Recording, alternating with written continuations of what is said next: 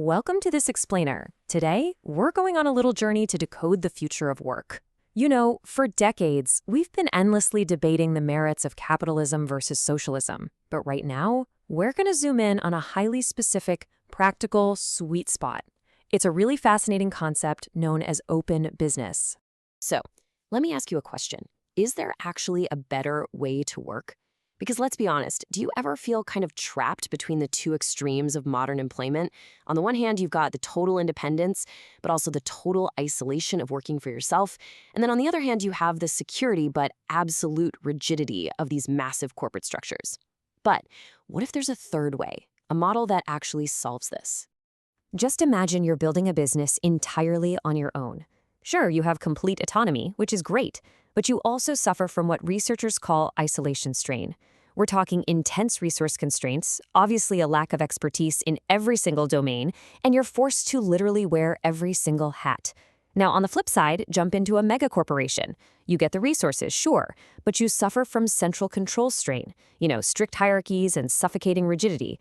So the real question is, how do we get the best of both worlds without all those nasty drawbacks? To answer that, here is our roadmap for today's explainer. Number 1, the ownership dilemma. Number 2, what exactly is open business? 3, the math of fairness. 4, collaboration zones. And finally, number 5, surviving the AI era. All right, let's jump right in. Starting off with section 1, the ownership dilemma and finding the balance. If we map out this spectrum completely impartially, pure capitalism is basically a high productivity engine, right? But it definitely risks severe inequality and a heavy concentration of wealth. Now, pure socialism, on the other hand, aims for high fairness, but it often sacrifices efficiency, which leads to rigidity. So, the open business middle path comes in, aiming to capture high fairness and high productivity simultaneously.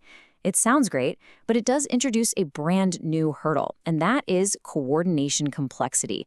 It's really this delicate balance of justice and efficiency, and it depends heavily on cultural context and trust. So that brings us to section 2. What is open business? Finding that middle ground. So what is it? Well, open business is essentially a decentralized collaboration model. It's where independent agents contribute to shared projects, but with flexible participation and distributed rewards. You can really think of it like a plug-and-play network for professionals. You get to keep your solo independence, but you plug into this shared infrastructure that gives you the firepower and the reach of a massive corporation. It's kind of like a seamless blend of the platform economy, the gig economy, traditional cooperatives, and decentralized organizations. The whole shebang. Now, you might be wondering, why does getting this specific structure right actually matter? Well, consider this. Small and medium enterprises make up roughly 90% of all firms worldwide. 90%! And they account for more than 50% of all jobs globally. So, to put that into perspective, the global stakes for finding a better small business structure are literally massive. And the beauty is, this isn't some rigid one-size-fits-all model. It actually adapts organically to local cultures. For example, in Canada's high-trust society, integrating this with traditional co-ops works seamlessly. Down in the innovation-heavy U.S., mixing platforms with employee ownership really helps bridge that fairness gap. And then over in Kenya or Nigeria, where the informal sector dominates, mobile-first open business structures are actually empowering millions of people directly from their smartphones. Pretty incredible, right? Moving right along to section 3, the math of fairness and how we actually distribute the rewards.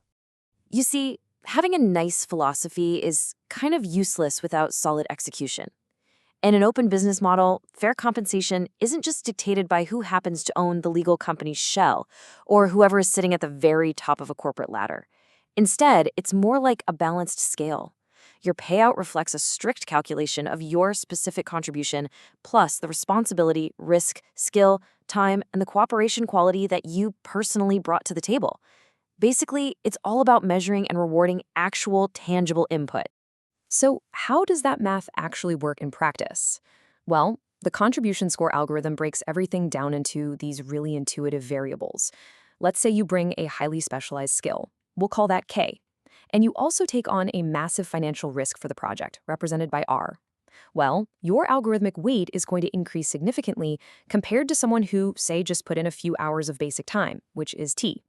It's a really elegant way to mathematically prevent free riders and ensure total fairness across these really complex collaborations. But, an ecosystem obviously has to sustain itself over time. So before individual payouts actually hit your bank account, a portion of the revenue goes straight into the platform reserve. You can kind of think of this as the network's financial immune system. So while things like administration and maintenance, taking up 30% each, keep the lights on securely, there are also crucial funds permanently locked in for member education, emergency risk buffers, and community reinvestment. This makes absolutely sure the entire ecosystem thrives and does it without exploiting its members. All right, let's shift gears a bit. Section 4, collaboration zones, looking at the physical ecosystem. So instead of cities building those traditional free zones that just hand out tax breaks to massive monopolies, imagine if governments built physical collaboration zones instead. We are talking about real-world spaces featuring shared physical infrastructure, like top-tier labs and co-working offices. They'd have integrated cooperative credit unions, digital matching platforms, transparent accounting, and open governance councils. It's essentially a giant physical sandbox built purely to incubate and support these independent collaborative networks. And to understand why these physical spaces actually feel so good to work in, researchers point to the Brain Kinematics Model. I want you to think of these zones as strain equalizers. Remember those strains we talked about earlier? Well, these spaces dynamically absorb the lonely isolation strain of solopreneurship, while at the exact same time actively shielding you from that suffocating central control strain of a typical cubicle farm. It's really about perfectly balancing human psychology with high economic output. Which brings us to our final major topic today, Section 5, Surviving the AI Era, the Next Evolution.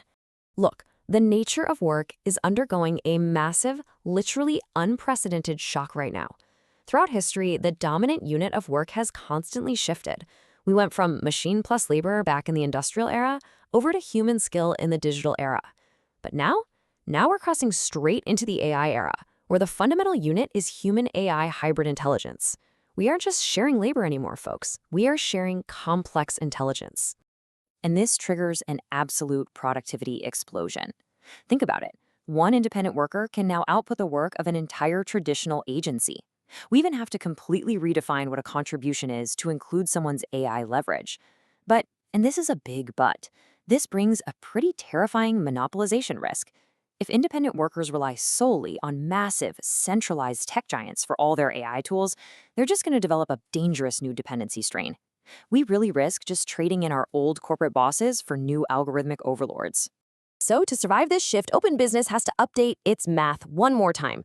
The new output ownership formula actually has to calculate your human contribution, the AI systems contribution, and the underlying data contribution. It's a lot, I know. But by building shared, cooperative AI infrastructure right alongside this new math, these independent networks can actually protect themselves from just being swallowed whole by AI platform capitalism.